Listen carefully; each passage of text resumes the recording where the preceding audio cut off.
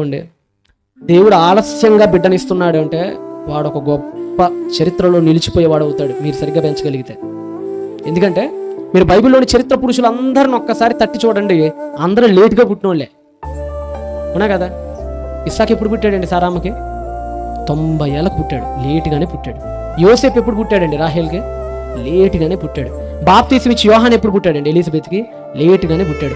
సమూయేలు ఎప్పుడు పుట్టాడండి? హన్నాకి లేటుగానే పుట్టాడు. బైబిల్ చరిత్రను మీరు జాగ్రత్తగా గమనిస్తే మంచి మంచి గొప్ప గొప్ప తల్లులు అందరూ లేటుగానే కన్నారు. ఆ కన్న ప్రతోడు ఏదో ఒకటి సాధించాడు. అప్పుడు పుట్టినోడు సాధించాలని రూల్ లేదు. దేవుడు కొన్నిసార్లు లేటుగా ఎందుకు ఇస్తాడు తెలుసా? దేవుడు ఎందుకు లేటుగా ఇస్తాడంటే, ఇప్పుడు ఉదాహరణకి మీకు మాట చెప్తాను. హన్నా అమ్మకు గనక, జాగ్రత్తగా నా మాట చాలా జాగ్రత్తగా అండి, చాలా జాగ్రత్తగా అండి.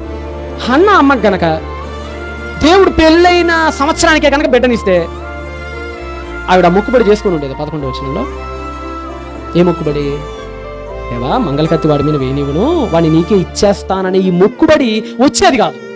ఎప్పుడు కనుక దేవుడు ఇచ్చేసుంటే, పుట్టప్పుడు ఇచ్చేసుంటే, ఇవ్వలేదు కాబట్టే ఎదురు చూసింది, ప్రార్థన చేసింది, మొక్కుబడి చేసుకుంది, అప్పుడు దేవుడు ఇచ్చాడు.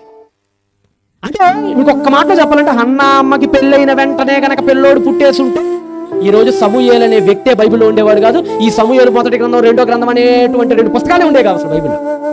ఎందుకంటే మొక్కుబడి లేనప్పుడు సమూయేలు ఎవరు? సమూయేలు ఆ పదాన్ని కూడా అర్థమైంది. సమూహ షమా అంటారు. షమా అంటే వింటాం, సమూహ అంటే అర్థం ఏంటంటే వినుట. షమా అన్న సమూహ అన్న ఒకటే హిబ్రూలో.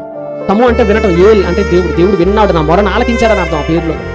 అంటే దేవుడు లేటుగా ఇవ్వటాన్ని బట్టే ఒక మంచిగా పెంచాలి నా బిడ్డననే కసి వచ్చింది ఆవిడకి.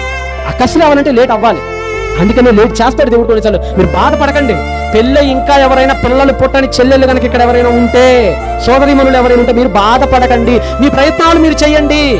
మీరు హాస్పిటల్కి వెళ్ళాలంటే వెళ్ళండి, లోపాలు ఏమైనా ఉంటే సరి చేసుకోండి, మీ వారిని కూడా పంపించు, అతన్ని కూడా సరి చేయించు. దేవుడి వైపు నమ్మకంగా ఎదురు చూడు. ఈ రోజు కాకపోతే రేపు కాకపోతే దేవుడు ఏదో ఒక రోజు నీ మొరను ఆలకిస్తాడు. నువ్వు తొందరపడి దారి తప్పకు, ఆ విషయం మాత్రం గుర్తుపెట్టు. సమూయేలు